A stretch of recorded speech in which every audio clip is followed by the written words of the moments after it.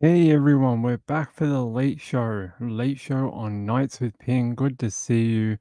Very happy. I hope there's new subscribers. If you're a new subscriber, put up your hand, leave a comment in the chat. We all want to get to know you. We have heaps of very nice people who have joined over the last month. So if you're one of those people, reach out and say hi. We want to hear from you. All right. All right. Yeah, Danny, thank you. If Marilyn Landis doesn't get it, it's rigged. It's rigged, Danny. It's rigged. They don't want her to have one. We'll see if she gets it. But thank you, Danny. I appreciate the membership. I want to see if Marilyn Landis gets it. All right. So while we were gone, I was able to track down that press interview for the 10-year-old in in the Gold Coast in Queensland. So I am going to do that.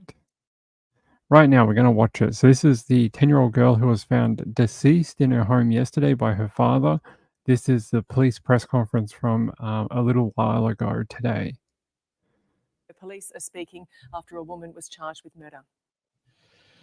Yesterday, police were called to a residence in Carrara on the Gold Coast following a report of a young girl being discovered unresponsive by her father. Despite her father and emergency services' best efforts, the young 10-year-old girl was pronounced deceased by attending paramedics. An investigation was immediately commenced, and as a result, the child's mother has been arrested for her murder. The victim is a 10-year-old girl.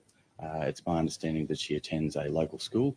I believe the school may have released a statement in relation to her attendance at that school, but I won't be providing any further comment in relation to that at this stage. But due to the nature of it and the impact this has on the school community, our thoughts do go out to that school at this time. Police conducted an excellent and efficient investigation under extremely difficult circumstances, which led to the quick arrest of the person responsible for this crime. The scene was incredibly confronting, and our attending members, both QPS and paramedics, will be receiving the necessary support. In my 15-year career as a detective, it's one of the most confronting scenes I have seen. Okay, we understand that this is going to cause distress amongst the community, but can I please remind the community that there is no one outstanding and there is no ongoing community safety concern at this time. And we encourage anyone within the community that is distressed by this incident to please reach out to the necessary support agencies. Okay, our investigation is ongoing and we are committed to ensuring that justice is achieved for this 10-year-old victim. Okay, any further updates will be provided through the appropriate channels, and we just ask the media to respect the privacy of the family during this extremely difficult and tragic time. I'll take some questions on what I can limited answer.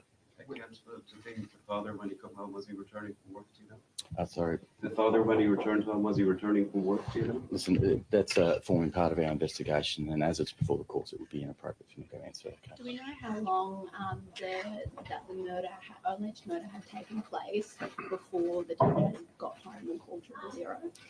I respect the question, but as I know, it's before the courts, it's inappropriate for me to make any further comment. Where was that 46-year-old woman? Where was she arrested? She was arrested in a nearby street, but I can't provide any further details in relation to that.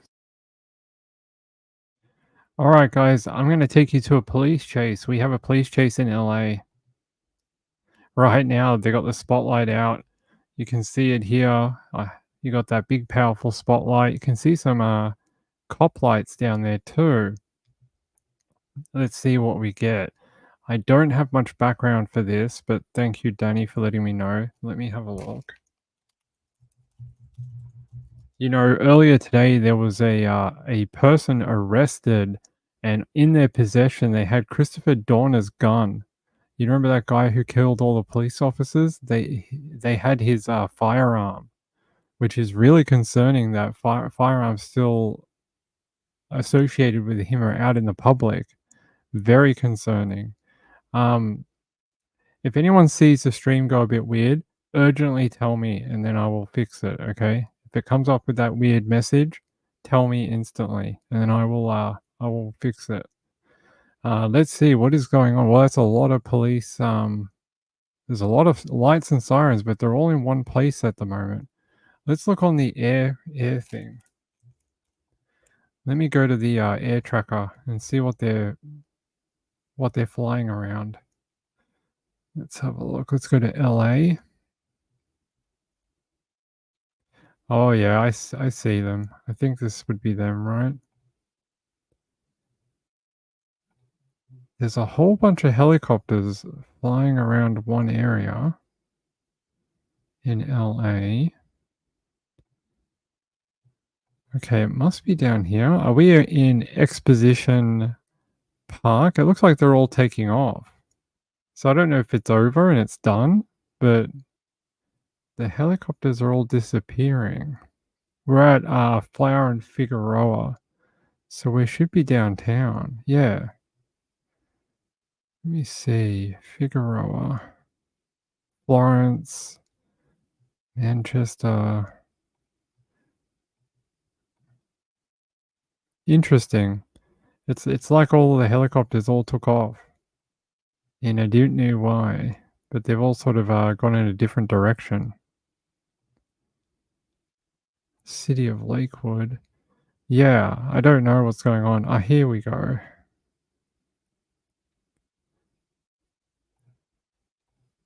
I'm not sure what's going on with the air traffic. Oh, we're done? They're done? Why we got an ad?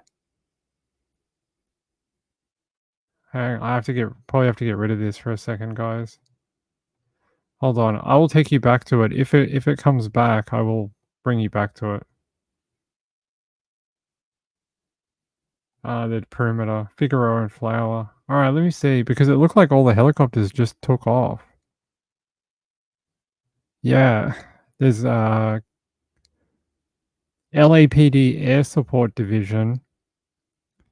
There's a company called Tiny Bubbles Aviation. Okay. So these are all the helicopters up here near Inglewood, but they've all sort of pissed off and gone in a different direction. Just trying to see this. Yeah, that's the LAPD one there. California Highway Patrol is over here.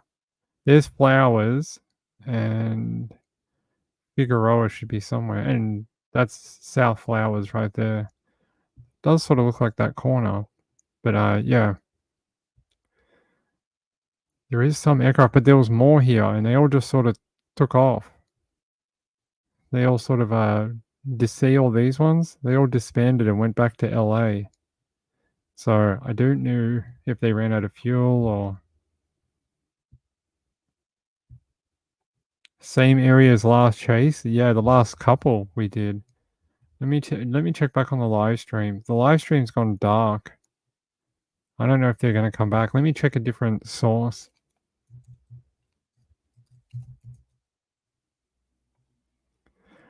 Let me check the other feed.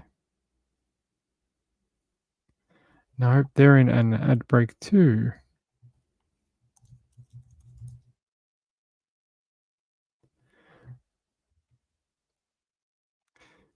Let me try the NBC. Looks like they're all done.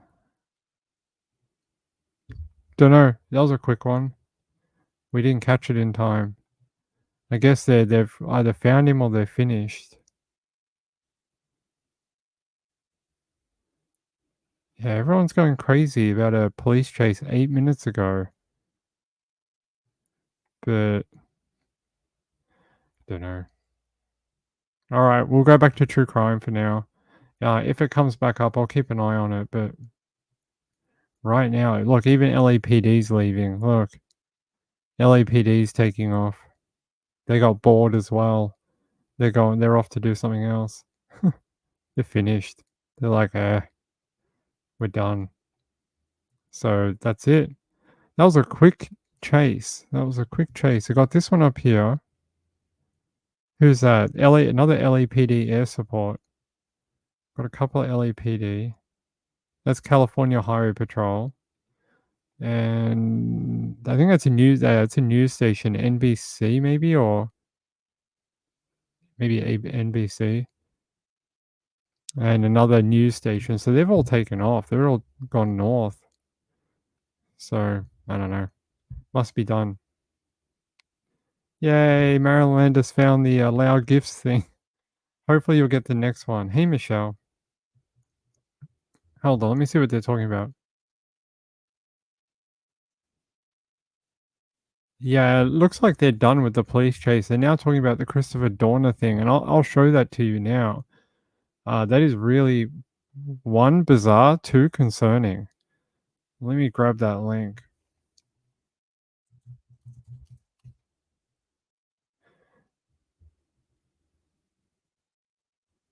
Here. Says here, Christopher Dorner handgun turns up in investigation into robbery of a $1 million watch. Says here, an investigation into an armed robbery of a $1 million watch in Beverly Hills took a bizarre twist when authorities turned up a handgun that once belonged to cop killer Christopher Dorner. Dorner was the former LAPD officer who went on a murderous vendetta against law enforcement in 2013 before he died in a fiery standoff in the San Bernardino Mountains. Authorities on Tuesday charged two South American nationals with allegedly being part of a crime tourism group who stole a $1 million Patek Philippe watch from a man as he was dining with his family on the patio at Beverly Wilshire Hotel on August 7th. Law enforcement conducted a search warrant at an Airbnb where the suspects were believed to be staying. Among other items, they discovered a handgun that had been registered to Dorner. That is so concerning. Investigators later stopped a vehicle and arrested two suspects. Both of one is from Colombia, one is from Venezuela. They are charged with the one called Salazar is 21. He's charged with one count of interference with commerce by robbery and one count of possessing a firearm in furtherance of a crime of violence. Rojas is charged with one count of conspiracy to commit Hobbs Act robbery. Hobbs Act robbery. Oh. I thought this was the chase that we're on. Apparently, police crashed during a pursuit at some point today. They totaled the car. Here, I'm going to play the video about it, the little news clip. Breaking news, a bizarre twist in the armed robbery of $1 million watch in Beverly Hills happened just days ago. And we're now learning a gun seized by police from the suspect's Airbnb is linked to Christopher Dorner, one of the most notorious criminals in California history. Federal prosecutors have just charged two South American nationals in the armed robbery of a $1 million watch from a man at the Beverly Wilshire Hotel last week. Authorities say they're part of a crime tourism ring. During the search of the robbery crew's Airbnb, officers discovered a handgun registered to former LAPD officer Christopher Dorner. You may recall back in 2009, Dorner murdered 4 people and wounded 3 others in a rampage. Dorner took his own life during a fiery standoff with police in the San Bernardino Mountains.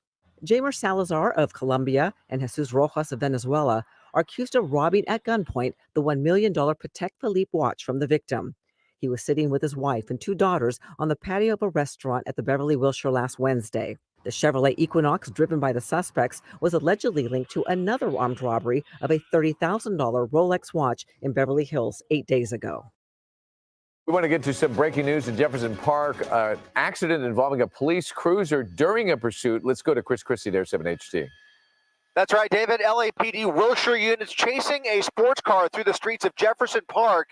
Eventually, one of those cruisers crashing into a light pole there. That officer is being evacuated. How on earth did they crash it there? That is a terrible place to do it. Look, he's wedged between the traffic pole and the fence. That car is rooted. It is done. Oh, she got it? Yay. Where is she? Marilyn Landis. Yay. Yay. Thanks, Danny and Moonlight View. I appreciate that. She finally got it.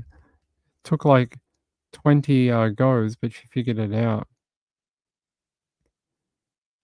That's good. Hopefully Lux will figure out how to turn on hers.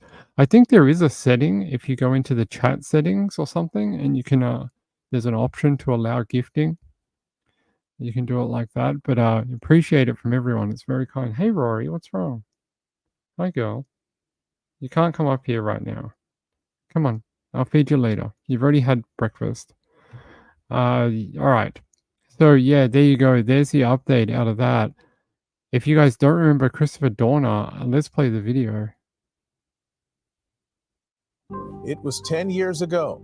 Southern California was paralyzed by fear. I think all law enforcement felt like we were targets. 4 people gunned down, a bloody 9-day manhunt ending in flames. In the suspect's crosshairs, one of the nation's elite police departments, the LAPD. From that point on, it was fast and furious until the end. I'm Mark Brown. This is a look back at the manhunt for Christopher Dorner.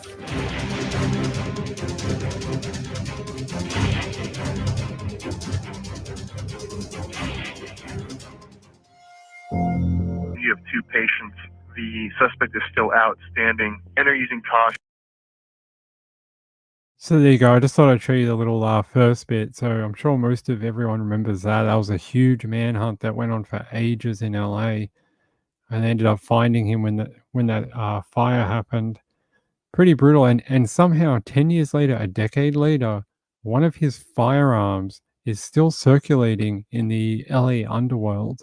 That is bizarre that it's still out there, and it was registered to him, and people have still been using it in crimes. So his unfortunate legacy lives on. You know, I was going to bring you a story about a missing girl, but she's been found. So that's a good thing.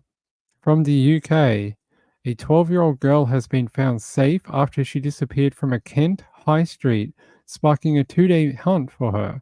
She was described as 5 feet tall, 5 feet 2 inches tall, slim build, has long black hair and brown eyes.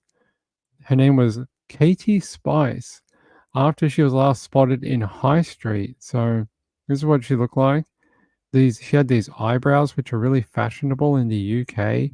No idea why, but they're sort of like a thing in the UK. In the UK fashion scene, girls love them. It says here, Katie has since been found. Rory, hi. Hey, girl. Stop. She has since been found after a 2-day hunt, and the force thanked everyone who helped in the search for her. Cops confirmed around 7:45 p.m. on Tuesday that the girl had been safely located. Further inquiries from Kent police earlier suggested that the 12-year-old may have taken a bus to Dover that evening. Dover? Was she trying to get on the ferry to France? Cops previously released a CCTV image of Katie, which was recorded as she got off a train at Canterbury East Railway Station just after 5 p.m. So that's good news. Rory, hi, sweetie. What's wrong? What's wrong? What? What? What do you want? No, you can't come up. You can't come up. Girl, come on. Rory's being attention hog. She's like, Dad, Dad, Dad, Dad. Dad, pay attention to me. She's like, right here, you guys can't see her, but she keeps hopping up on my leg. Moonlight View says, this happened in our mountain community. Very stressful, I bet. I don't know how, if they're drawn on. I don't know. Probably manipulated somehow. I don't know. I'm not a girl. I got no idea. But I know that they are popular. Those thick eyebrows. Rory, what? Hi, girl. I'll give you some biscuits. Hold on. She wants biscuits. We are going to get like a cat thing here after we put Reevy's sign up. We're going to put the cat castle in front of it, so you guys will be able to watch the cats while I'm on the live show, which should be fun. Then we had a second woman go missing, this time in a completely different country. So hold on, I'm going to bring you that too. Give me 1 second. So I don't know why they called off that broadcasting of that particular chase. Apparently that guy or whoever was in the vehicle is now surrounded in an area, but He hasn't been captured. Normally they stay on it, even past that. Okay. Her name is Anita. Anita. So we're looking for a woman called Anita. I'm going to take you to City News, Toronto. She's from Markham. So This is just about 24 hours after they provided another update on her disappearance. And so, for those who may not know, I want to give you a bit of context here. And so, Yuk-Ying, who also goes by the name of Anita, was last seen last Friday in the Warden and Baycliffe Avenue area. That's near 16th Avenue. That's when her family last saw her. About 2 hours later, they spoke with her on the phone, and that was the last time that they would hear from Anita. Police providing us an update saying that on Friday afternoon, they actually found her vehicle, which was a white Mercedes-Benz GLE 450 SUV in a plaza parking lot in the Finch and Warden Avenue area.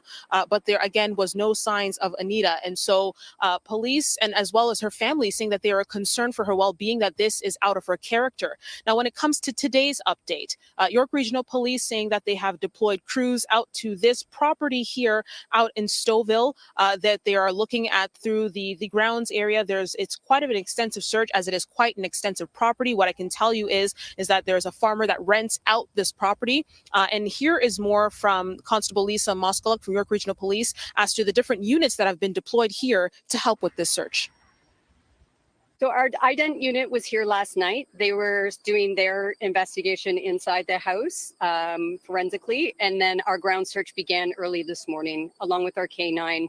As I said, I think our marine unit is on their way, or they have been here already. Our air support unit was here this morning when I arrived, and they have done their search, and now our search and rescue teams have been very thoroughly going back and forth. It's a very large area that they need to cover. It's a hot day. They've got a big job to do. Now, the question that I'm sure most people are asking is, why is this property in particular being searched right now? Well, Mui is actually a realtor. Her office is in Richmond Hill. And according to police, this was one of the properties that she was set to visit. As to if she was to visit that under her terms as being a realtor, they said that right now that is part of their investigation. But they do know that this is one of the areas that she was set to visit on Friday. Again, still trying to piece together as to the last whereabouts of her vehicle being located in Scarborough in the Warden and Finch Avenue area, and of course now this property now in Stouffville, and figuring out the timeline in between. We spoke with a neighbor who lives across the street from this property here, saying that they started seeing a lot of units, a lot of police, a lot of resources being deployed early this morning, and that was quite concerning considering that this is a relatively quiet neighborhood. We also spoke with someone who knows Anita in the community, saying that she's known Anita for about 20 years now, that she's actually quite popular, that she used to run an entertainment business rather, where she would bring artists from Hong Kong here to perform. And so a lot of people know her in the community. They're saying that she's also quite active. She used to give back to a lot of community type of group events that would support issues and major sort of issues that were important both to the local community and to the community within the GTA. And so not just York Region members that are looking into this case as well. A lot of people from abroad out in Hong Kong are actively looking at this case and trying to figure out just what happened to Anita, where she could be, and where this case could be leading.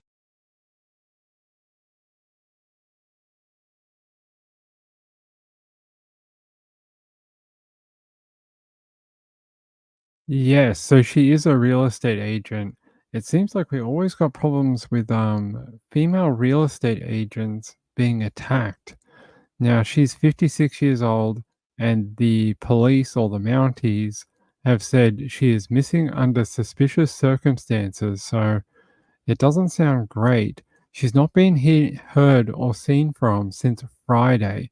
Days after she was last seen, investigators said they were searching a rural area along that Highway 404.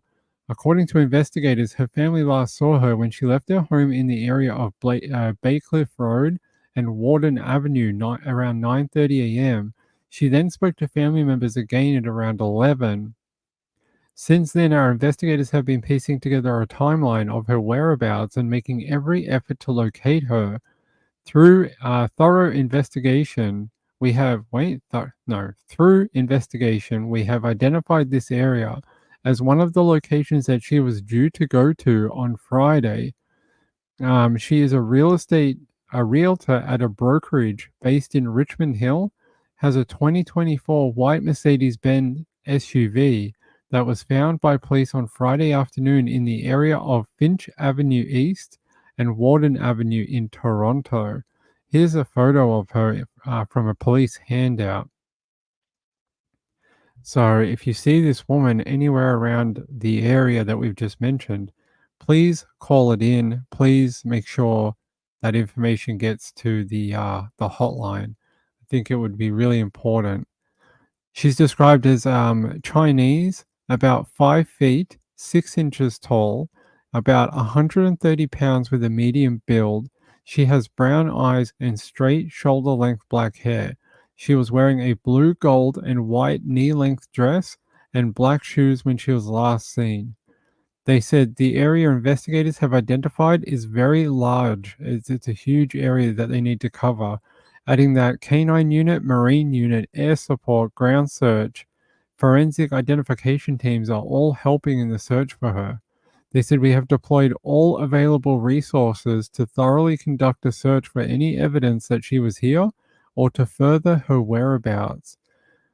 A friend of hers said she is very active in the community. We are concerned and we hope that she can return safely. It's been 5 days already. She's good for the community and does a lot of charity. It's sad that she is missing. York Police Homicide Unit has taken over the investigation now. They are looking to speak with anyone who may have seen her vehicle or have information about the incident. Anyone with information is related to the case is asked to call York Police or leave an anonymous tip with Crime Stoppers.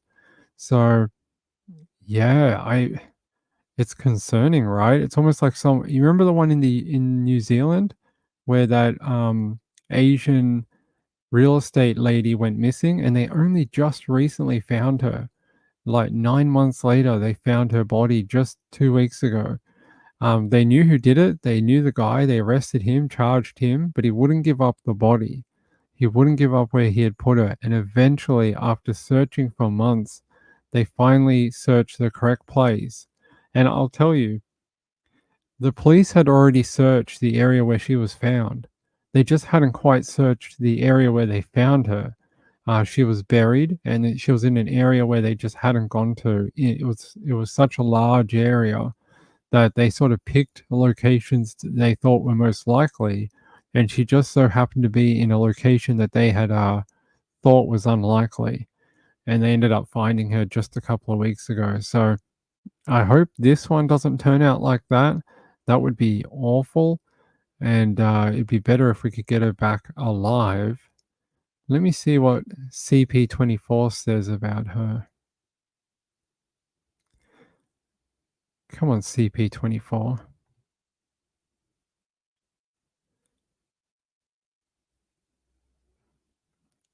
Let's play the video. Come on.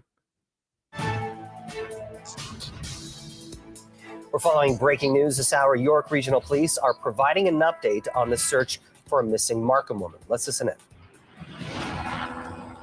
Our homicide unit continues to investigate the disappearance of Yuk-Ying Moy, who went missing last Friday. She was last seen at 9:30 in the morning at her home in Markham. She last spoke to family at 11 a.m. that morning. Information is very valuable to our investigators and is another step in our search for her. In any investigation that is deemed suspicious, there will be details, obviously, the police cannot disclose in order to protect the integrity of an investigation. Details we do make public is information that we believe the public may be able to assist us with. And as I said, that would be the location where her vehicle was last seen, and this location as well, where we don't know if she was here, but we believe that this was one of the places she was due to visit on Friday. Saying that, I will open it up for questions, but as I said, information that I can share is limited in any investigation in order for the integrity of the investigation. So what kind of searching is being done to tell some of the guys out here? Yeah, so this morning, our ground search and rescue team arrived, and they've been on the ground since very early this morning. This is quite a big property. It's a rural property with a lot of different locations, and there's a pond in the back. So there's lots of places to search, and therefore we have to be as thorough as we can. A location that she was planning on showing as far as her real estate business goes? I believe that is part of what they'll be looking at. It was a place that she was due to visit. Whether it was a showing or not, I don't know. But you don't know if she actually attended this location. We don't know, no. And that's why we're trying to draw as much attention to here as we can. And obviously we want the neighbors to be aware of why we're here, because it's rather large police presence. Yeah, it's interesting. Maria says her car was found approximately 10 minutes from her home. Yeah, but they're so intrigued by this other area that was maybe a showing or a house that they, might have had under contract with the real estate brokerage. Very odd that the car was found so close, but they want to check out a property that's further out. And you can see in some of those helicopter shots, if I pause the audio and we go back, let's see if we can go back. You can just see how wooded it is, that area. There's like a home there, but then you've got all these ponds and lakes and different, it's very, very green, isn't it? Look at all the different, forest type areas with little homes. Not little, they're like mansions, but all these different properties scattered throughout the forest. I don't know. I would have to think there's someone else involved.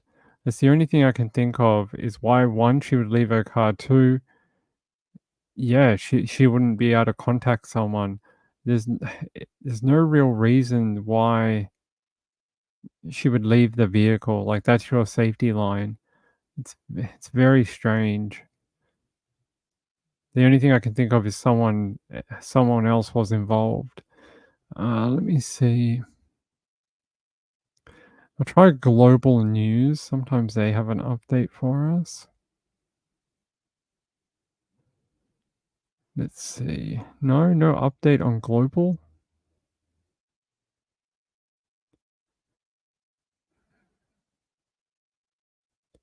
Oh my god, I didn't even know this. Apparently, the lady who voiced Misty and Jessie in Pokemon, the original Pokemon, has died at the age of 46. That is horrible to hear. There'll be a generation of children and children who are now adults who are crushed by that news. That is very sad. That's far too young. Far too young. Far too young. 46, man. Far out. And she had such a successful career too, voicing Jessie and Ash. Was it Ash? No, Jessie and Misty. They're the two of the main characters in the cartoon. How sad. That's horrible news. All right, let me see.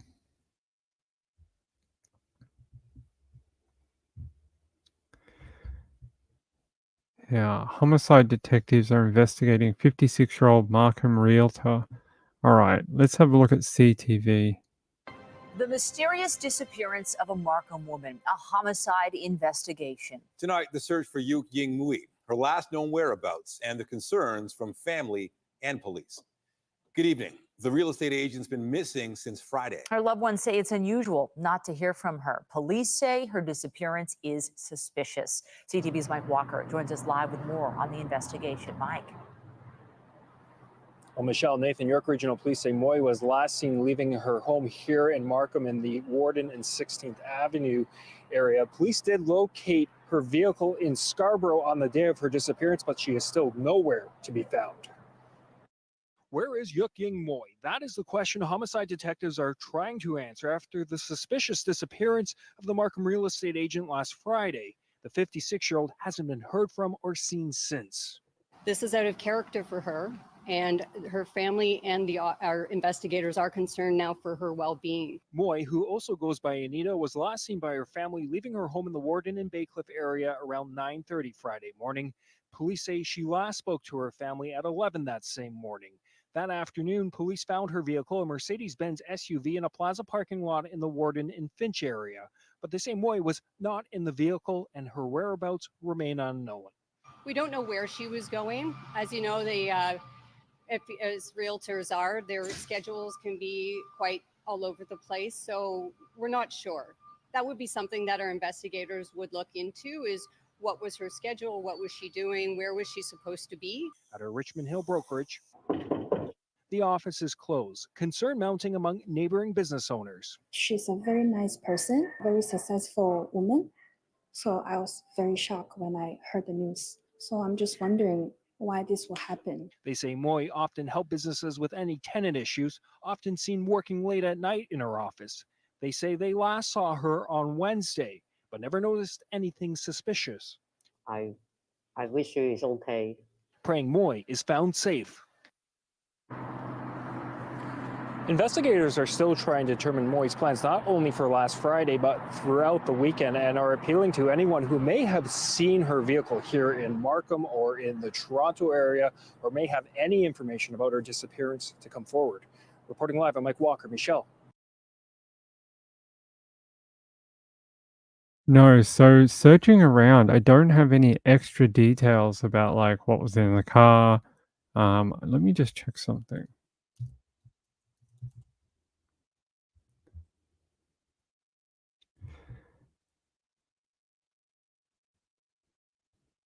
Here, Toronto News.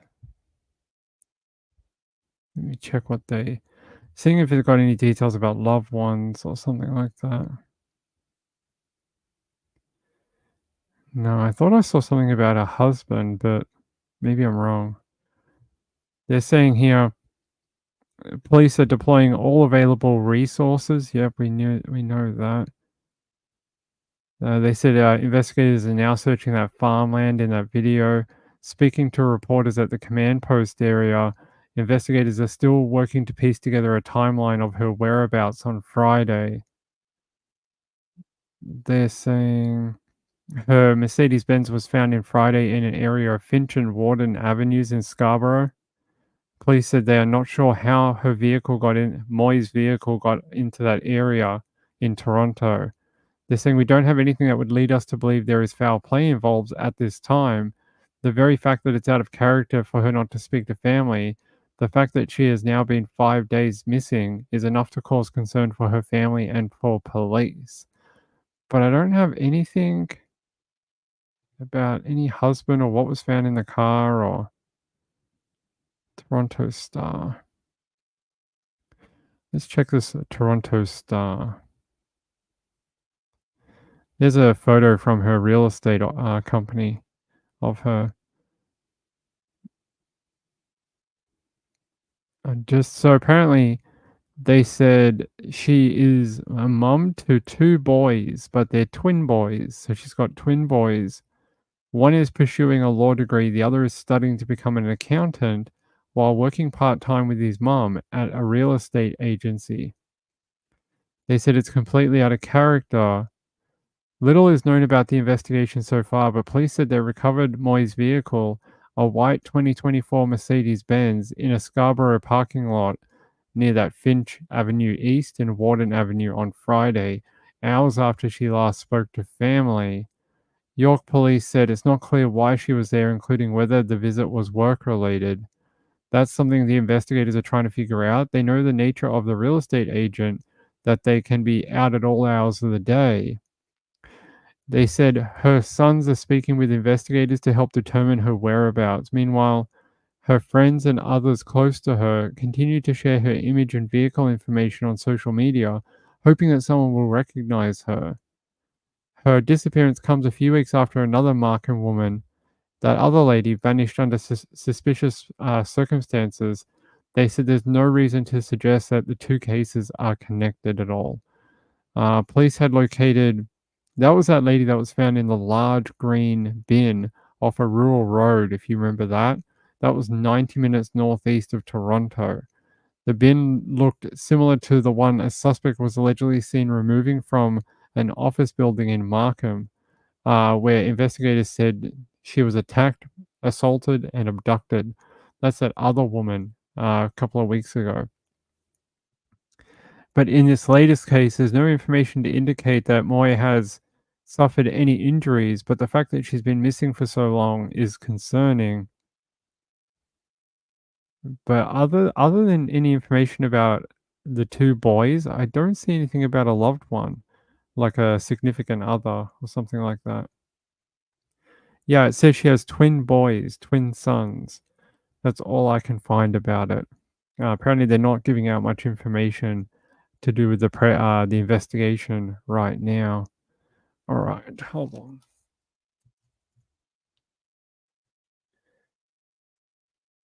Apparently, there was also some movement in a couple of cold cases today.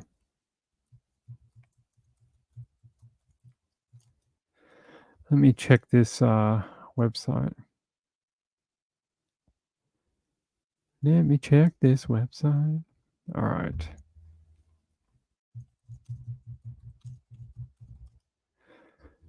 Let me see if my yeah. Let's go to KHOU in Texas. For this this video came out under an hour ago. Tonight, a man is being held on $700,000 bond after being charged with murdering a woman back in 2007.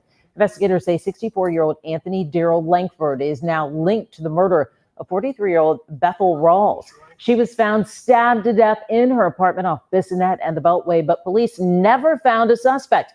That's until now, 17 years later, when investigators re-examined the cold case, uncovered new evidence identifying Langford as a suspect, and DNA testing linked him to the scene. All of it just too gruesome for the judge at tonight's probable cause court hearing. Given the allegations in this case, I do have serious concerns for community safety. The facts are pretty horrific. It's alleged that the officers or responding officers, investigating officers found the complaining witness was stabbed multiple times. She had blunt force trauma to her head, and they did find the knife was lodged. She was impaled. I'm aware of the facts. Yes, some of the details in the case are too graphic for us to even share. Andy Kahn with Houston Crime Stopper says it's arrests like this that give families hope for justice in their own cold cases. And I think this is why we have to go back and look at all these cases that remain unsolved for 10, 15, 20, 20 plus years and get new eyes, and with the new technology, see what's available. So obviously that's what happened in this case. And finally, we got somebody charged in this horrific murder in 2007. According to the Houston Chronicle, the victim worked at Memorial Hermann Southwest. And during tonight's hearing, we learned Langford once worked for the hospital as well, but is now retired. He's due back in court tomorrow. New tonight. All right, let me take you to the article. No, this is not the blind lady. I don't think so. Hold on. This lady was called, she was, at the time of her death, she was 43 years old. Her name is Bethel Ann Rawls, and it happened nearly 17 years ago. The suspect they have arrested in the 2007 cold case killing, his name is Anthony Darrell Langford, and he's 64 now. And he was arrested at his home on Monday and charged with murder. According to court documents, Langford killed the 43-year-old woman on November 12, 2007. A relative found the victim's body in her apartment in southwest Houston. She had been beaten, stabbed, and strangled. A relative went there to check on Rawls because they couldn't reach her. Several persons of interest were investigated back then, but all were eliminated based on DNA evidence.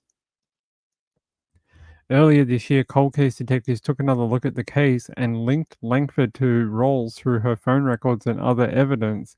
He was brought in to be questioned in February and agreed to give a DNA sample. The results came back recently, and Langford was determined to be a match. Police have not released a motive in the case. Andy Cahan with the Crime Stoppers unit said This case gives hope to other crime victim families who are still waiting for justice. I would think that's true, yeah. We have new information about a suspect who is dead after leading officers on a chase from Dickinson to Southeast Houston. Investigators say he died by suicide after he... Okay. Police, what is this? Robbery suspect dead after leading police on chase from Dickinson to Southeast Houston, Galveston officials say. The chase ended in a crash at a dead end on Alconbury Lane in a neighborhood near the intersection of Old Spanish Trail and Cullen Boulevard. I hadn't heard of this, but he took his own life at the end of the chase? How terrible. So he robbed a bank at gunpoint, took everyone on a chase, and then decided he didn't want to go to jail and took his own life. Hold on, let's play the video. Robbed a bank in Dickinson late this afternoon. Several law enforcement agencies were involved in the chase that lasted for nearly 30 miles. Aniele Ruiz live in Southeast Houston tonight with the latest. Aniele? Well, that's right. It was a long chase that ended here in the 3rd Ward, and now HPD is leading that investigation.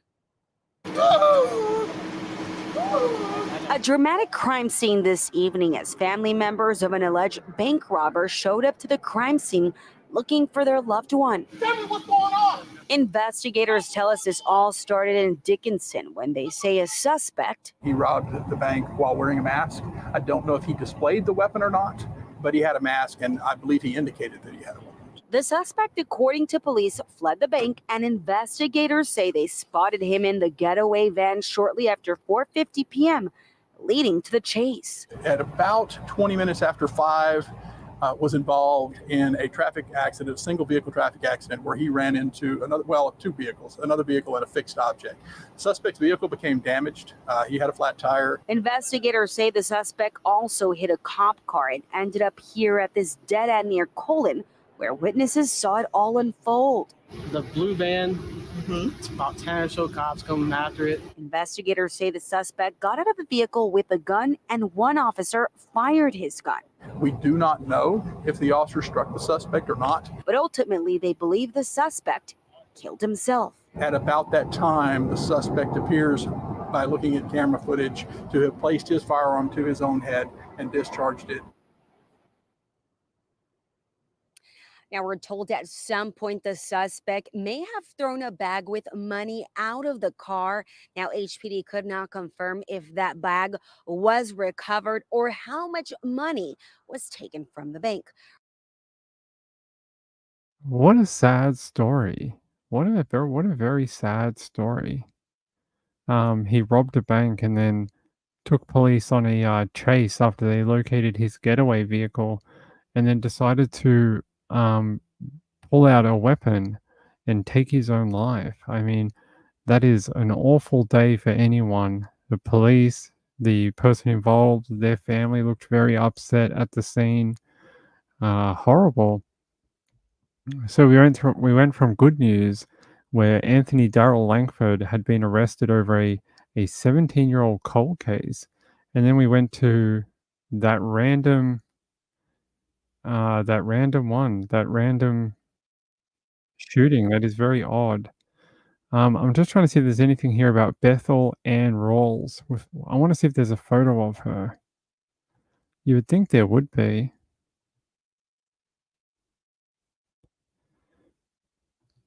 I don't see one. How odd.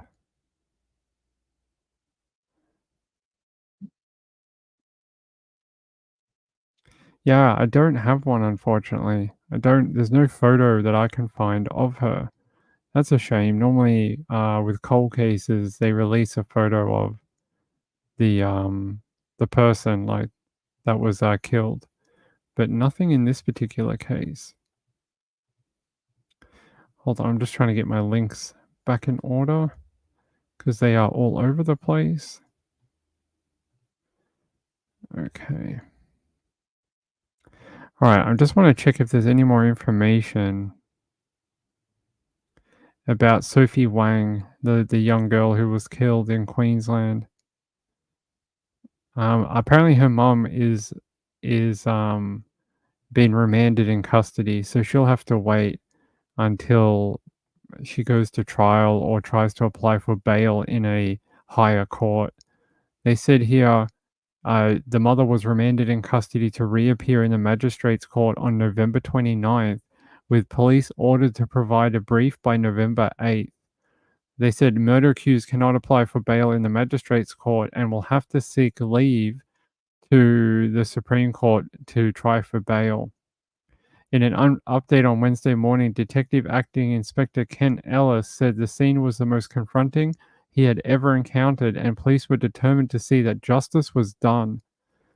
They said this is a tragic and distressing incident, and our thoughts are with the family and the community during this difficult time.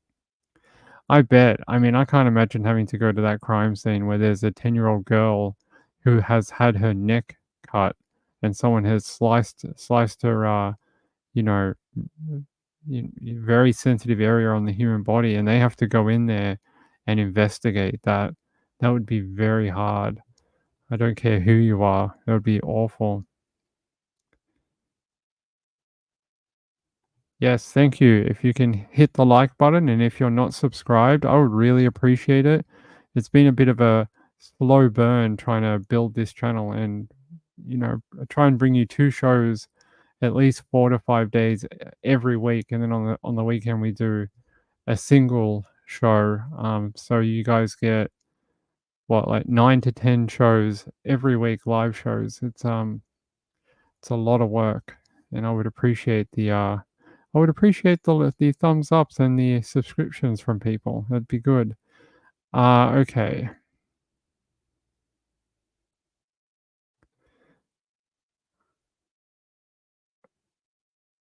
Huh. This is interesting. Hundreds of lollies were donated to a charity and sent out to families. Now authorities are begging nobody eat them after a deadly discovery inside the wrappers. According to authorities in New Zealand, they're urging Kiwis not to eat a specific brand of lolly after drug testing revealed a potentially lethal amount of methamphetamine was inside. The New Zealand Drug Foundation drug tested a white lolly found in a Rinda branded pineapple sweet and found it contained 3 grams of methamphetamine. The test came after a mother unknowingly gave her child the meth-laced lolly before they immediately spat it out. Yeah, it would taste very awful. A common dose to swallow is between 10 to 25 milligrams, so this lolly contained up to 300 doses. Swallowing that much methamphetamine is extremely dangerous and could result in death. The lollies were distributed by the Auckland City Mission after they were donated as part of food parcels. Someone in that food donation thing had a great weekend. Somebody was like, wow, they're doing this type of support now? Geez, I never thought they were that supportive. And someone went on to have a blast for a couple of weeks. So someone was like, hey, this is the type of, I don't have to spend my money on it. I get it for free from the charity. They're saying here, the Auckland City Mission Chief Helen Robinson said she was devastated. They believe 300 to 400 people might have received the parcels, and work was underway with urgency to contact them. There's a photo of the pineapple lolly that has apparently got 3 grams of methamphetamine inside of it. That is a hell of a weird stuff up. It really is. Very odd. Marilyn Lander says, my granddaughter turns 10 tomorrow. Happy birthday. She has the same birthday as me. So she's obviously awesome like I am. Yeah, this is a weird story. It must have been some sort of drug importation. There you go. Look at that. That does not look like any lolly I've ever seen. You can see it even looks crystalline. You can see sort of like the crystalline structure of that lolly. It almost looks like the edge of a crushed diamond. So if you have crushed diamonds and you get like that shininess, sparkliness to it, that's almost what that looks like. That definitely looks like pressed methamphetamine.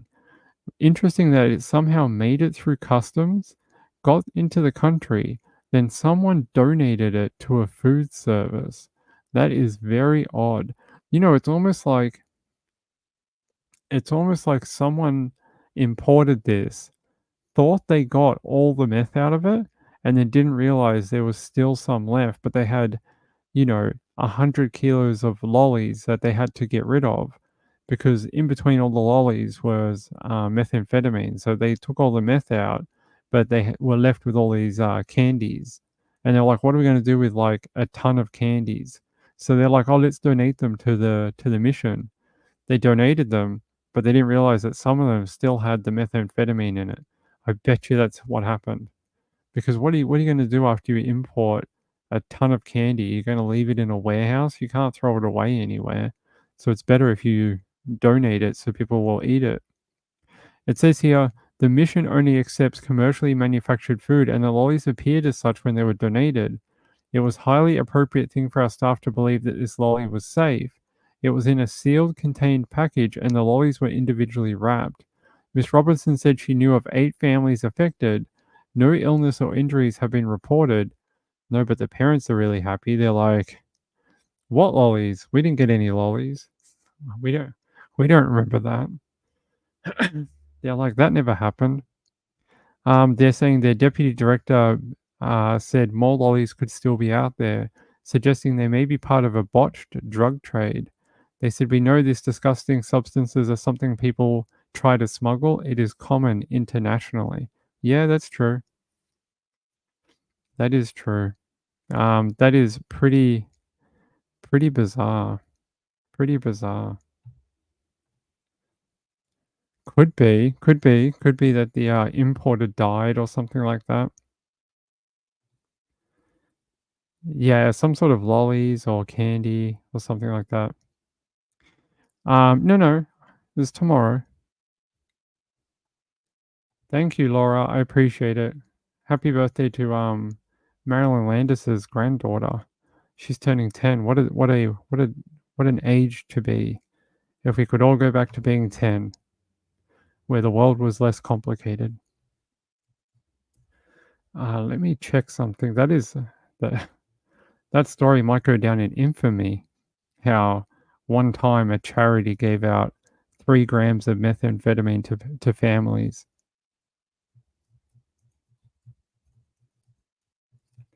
All right. Okay, let's see what else we have on our list. Hopefully no more methamphetamine. Let's see. No, not that one. Oh my God. Check this out. Video shows 2 young children in diapers on East Freeway after being ejected during a crash. Oh my Lord. These poor kiddies. Children here in diapers wandering around the wreckage of a violent rollover crash. Unbelievable images there. ABC 13's Jessica Willey spoke to the man who shot this video. And while, Jess, you, Eric, and I are all parents, I have a baby in diapers as we speak, so this really just rattles my heart, really. How are those babies doing tonight? Erica, we are still waiting for an update on their condition. So tonight, all we know is that they remain hospitalized here in the medical center. The 2 children, ages 1 and 4, and their father were rushed here after the crash. The sheriff's office says their father has been released tonight. And while this all may have been just an accident, he could face charges.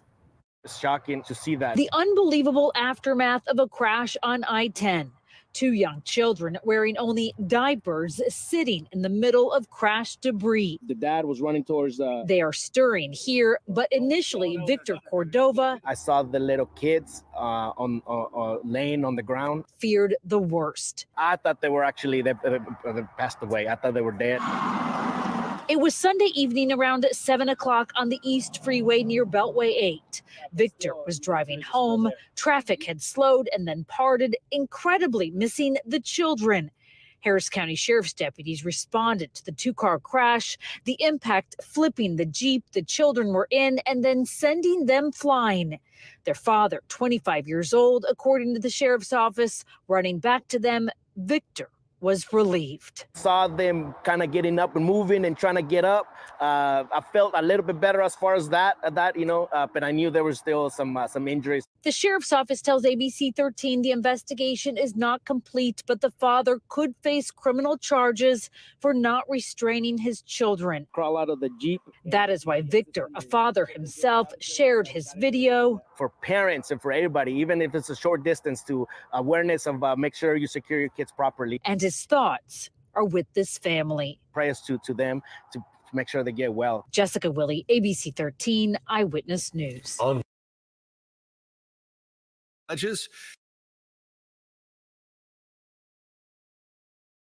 That footage is brutal. Seeing those little kids walking around on the road after being ejected. There you go. A miracle kind of on see the them. east. There you go. The two little kids just got flung out of the car. They're so lucky they're alive. Tomorrow, my friend, tomorrow. But thank you. I appreciate it. Hey, Snapcrackle, thanks for becoming a member. I appreciate it. I don't know. You'd hope that they're okay, like that they're not too injured. They could have been flung anywhere, even into the path of another car or, under the wheels of another car. Your dad's birthday is the 30th of August? That is very cool. Hope he has a great birthday. I really do. Yeah. I don't know what you say to that, except remember to tie your kids into their seats. Like don't be driving around with them not with no seatbelt on or in a car seat or anything like that. That would, that's what leads to situations like this. That is brutal. The fact that they're so lucky people were able to go and grab them. You can see that silver car in the background is no windows. It rolled a couple of times. Looks like they just got flung out of the window. Awful. I'm glad they're alive. It says here they were aged 1 and 4 and were traveling inside of the Jeep, so the silver car. And it was driven by their father when it collided with the other vehicle, the silver vehicle, the white vehicle. The impact flipped the Jeep and sent them flying. Video of the aftermath shows the two children wearing only diapers sitting in the middle of the freeway and their father and another man running to them. Apparently, it all happened while Victor Cordova was driving home. At first, he feared the worst. I actually thought they had passed away. I thought they were dead. He was relieved when the children started stirring. Incredibly, they were not hit by other vehicles. That's very lucky. Very lucky being on a freeway and like another car didn't hit them. Terrible. I hope they're going to be okay. Yeah, the Jeep looked like it had the windows down and the back was off and didn't look like it had any cover on it. They could have gone even off the edge into the water. Anything. Could have been anything.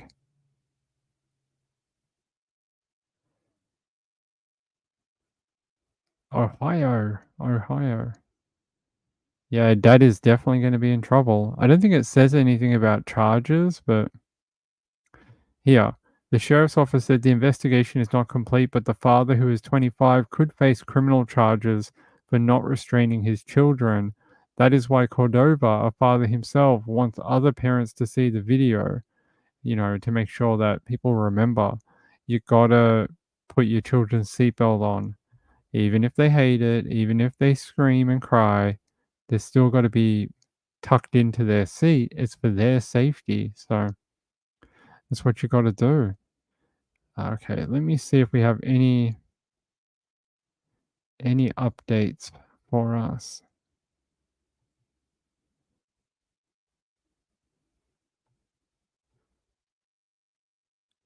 I think that's just about it. But if you are a Vikings fan, if you're a Minnesota Vikings fan, today was not a good day for you. Jake McCarthy, is that his name? No, JJ McCarthy tore his meniscus today, and he is going to be ruled out for a good period of time to recover, and it really derails the Vikings season.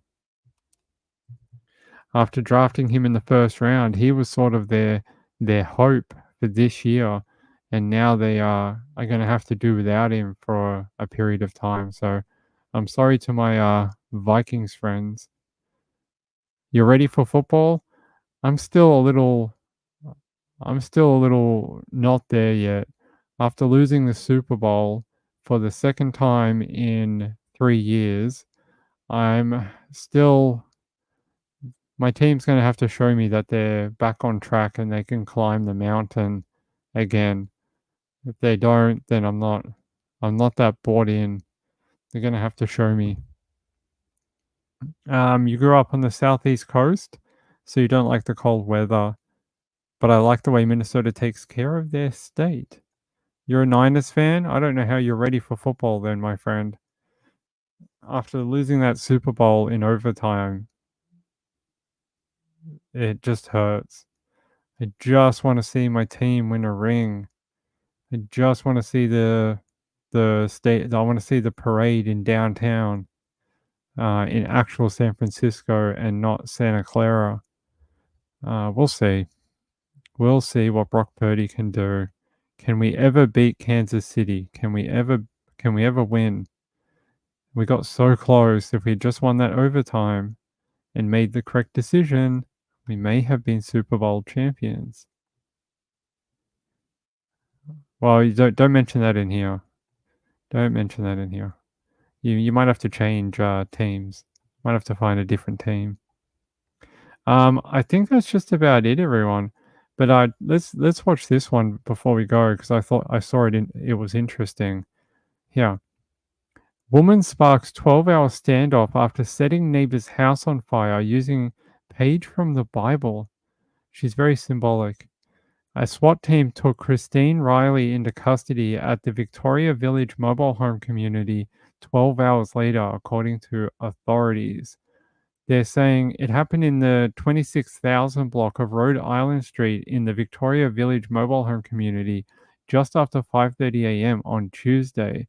Surveillance video shows a woman who the Montgomery County Sheriff's Office identified as Christine Riley dropping a burning object on the family's front porch and then walking away as the porch goes up in flames. Still images provided by the county fire marshal show the woman pouring liquid from a gas canister onto the family's doorstep. What kind of crazy person is she? Let's watch the video of it. Page ripped from the Bible to set her home on fire while she and her family were inside. ABC 13's Luke Jones spoke to the victim in Magnolia and joins us with this incredible eyewitness account. This is the suspect's house right across the street.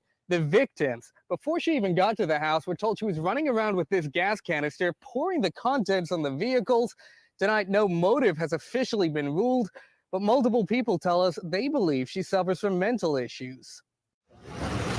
Charred metal and wood, a smashed window, and a lot of frayed nerves. Because I just froze. The aftermath, investigators say, of this woman, Christine Riley's fire-fueled frenzy. It was a nightmare, man. Sergio Sanchez says he pulled up to his boss's house at the Victoria Village Mobile Home Park a little after 5:30 Tuesday morning, just in time to see Riley pouring gasoline on his boss's cars. I couldn't believe it. I just started honking for like 5 minutes until everybody was asleep. I just started honking until everybody came out. And when Mitzi Garza came out, she couldn't believe what she saw. The lady standing right here, she's burning up a paper. A page, Garza says, ripped from a Bible. Why would you burn a Bible? I would never burn a Bible. And I ask her, what are you doing? She goes, what do you think I'm doing? Her intent soon becomes apparent as she drops the flaming object she's holding and Garza's porch goes up in flames. Garza says she doubles back inside to alert her husband and 3 children, 2 teens and a 2-year-old. Their path out the front now blocked. They're forced to flee out the back door. I was really scared. I was like, what is she doing? Like, I don't know her. Why would she do this? Like, I have my kids in here, you know? With multiple fires now raging and firefighters still a ways out, it's down to Sanchez and his boss to get things under control. I had a cooler, those styrofoam coolers, those white ones, and we just started going at it, man. As they're doing that, Riley retreats to her house And that's where she remains for the next 12 hours as a SWAT team and crisis negotiators attempt to get her to surrender. Sanchez says they eventually go in through a window. Moments later, you could see Riley being wheeled out on a gurney, bound first for the hospital and then the county jail, where Garza hopes she remains. Since I've been so, nervous about everything, I literally crashed this morning my other truck. So now we have no vehicles. The latest blow to a family still shaken by yesterday's close brush with death.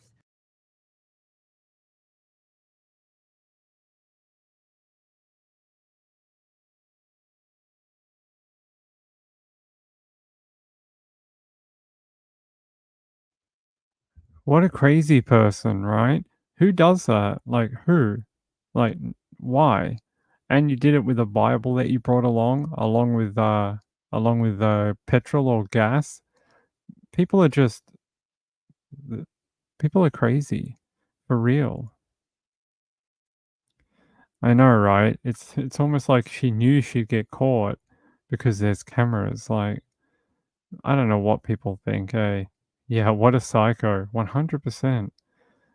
And then apparently and then she did a 12-hour standoff to end it all. I You're not gonna take me alive, me and my Bible. You'll have to kill us to get us out of here. Uh how did she do the standoff? Here, they said she retreated to her home where she bunkered down for 12 hours as SWAT team and crisis negotiators attempted to get her to surrender. They said eventually they made their way into the home by breaking a window. And they said there's footage of her being brought out on a gurney. Here's those still images from the fire chief. You can see her pouring the gasoline on the welcome mat. She lights it with the Bible paper, drops it. The whole place just shoots up in flames, and she just walks away like she is the ultimate fire starter. That is brutal. Really, really crazy. I have one more story for tonight out of Minneapolis, actually. Minneapolis. All right. Says here, Denver teen arrested for allegedly killing 14-year-old, wounding 2 others in Aurora Park shooting. A Denver teen girl was arrested Friday in connection with a deadly shooting at an Aurora Park last month. The shooting happened during a party at a Highland Hollows Park, located in the 1400 block of South Uravan Street around 9:15 p.m. on July 6. The Aurora Police Department said numerous minors were at the party when a fight broke out. They said her name is Kamaya. She was one of 3 teenagers shot at the park that night. The 14-year-old died as the result of her injuries, while the other 2 girls, identified only as 14 and 15, survived their injuries. A 17-year-old girl from Denver was arrested Friday in connection with the shooting. According to Aurora police, they said the girl was in custody in another jurisdiction and on an unrelated charge at the time of her arrest. So she's very active in her career. The teen was arrested for first-degree murder, 10 counts of attempted first-degree murder, 10 counts of attempted first-degree assault, felony menacing, illegal discharge of a firearm, tampering with physical evidence, and unlawful possession of a firearm by a minor. They said formal charges will be filed by the 18th Judicial District Attorney's Office. Since the girl is a minor, her identity will not be released until she is charged as an adult. Aurora police said no other suspects are outstanding, but the investigation is ongoing. Anyone with information about the shooting is asked to call Metro Denver Crime Stoppers at 720-913-7867. All tipsters can remain anonymous if they wish. Okay, let's play the video for this.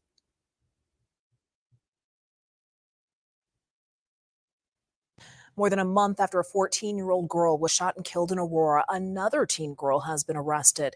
Aurora police say a 17-year-old Denver girl was arrested Friday on multiple charges, including first-degree murder. The shooting happened July 6th at Highland Hollows Park. Kamaya Cleveland was killed. Two other girls, a 15-year-old and 14-year-old, were also shot.